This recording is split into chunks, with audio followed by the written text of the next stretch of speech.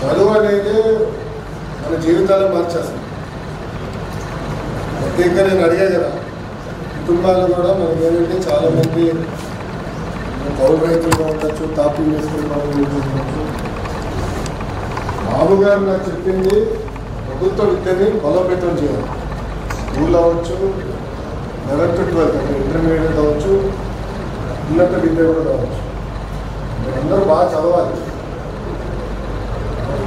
ఎవరు కళ్ళు ఉన్నారు. దాంట్లో ప్రధానంగా ఏంటంటే ప్రైవేట్తో ధీటుగా మన ప్రభుత్వ పాఠశాలను తీర్చిదిద్దాలి. దాంట్లో ఉపాధ్యాయులు ఒక మీరు ఒక సైడ్ బాగా చదవాలి, తల్లిదండ్రులు గర్వపడేదని చదవాలి, ఉన్నత విద్య కూడా అక్కడితో ఆపకూడదు, పై చదువులు కూడా చదవాలి. ఈరోజు అందరూ తెలుసు డిగ్రీ లేకపోతే ఇంకా మంచి పరిస్థితి లేదు. ఒక్కసారి ఉద్యోగం వస్తే మీ జీవితాలు మారిపోతే మీ కుటుంబం వాళ్ళ జీవితాలు, కుటుంబ సభ్యుల జీవితాలు కూడా మారుతాయి. సీరియస్గా తీసుకోవాలి. అందుకే నేను మంత్రి అయిన వెంటనే ఫస్ట్ టెక్స్ట్ బుక్స్ గతంలో 2019 ఇచ్చేవాళ్ళు, తర్వాత ఆపేశారు. నేను వచ్చిన లేదు టెక్స్ట్ బుక్స్ ఇవ్వాలని తీసుకొచ్చాం. అంతేకాదు మీరు కూడా రేటింగ్ ఇస్తాం పిల్లలకి.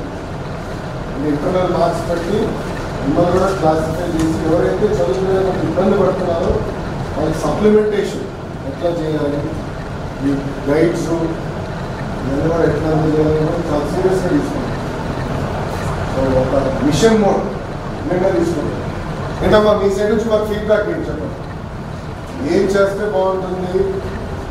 ఎందుకంటే మీరు ఒక బ్యాచ్ మీరు వెళ్తారు, మీ తర్వాత మీ జూనియర్స్ వస్తారు సెకండ్ ఇయర్, ఏం చేస్తే బాగుంటుందని మీరు ఆలోచిస్తారు. నాకు సలహా లేదు మా అందరికీ, అన్నీ నాకు తెలుసని నేను ఎప్పుడు అనుకుంటున్నాను.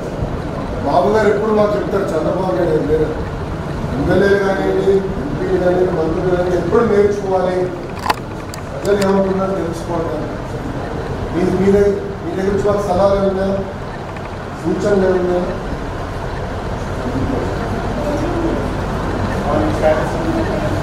క్లాస్ రూమ్లో పెయింటింగ్ అంటే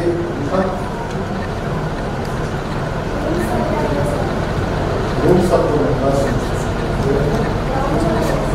గ్రౌండ్ అసలు లేదు. చిన్న గ్రౌండ్ నేను కంపేర్ చేశాను. గ్రౌండ్ ప్రాబ్లం చెప్తాను. కాంపౌండ్ ఉండి కొట్టి టైం తక్కువ ఉంది. గేమ్స్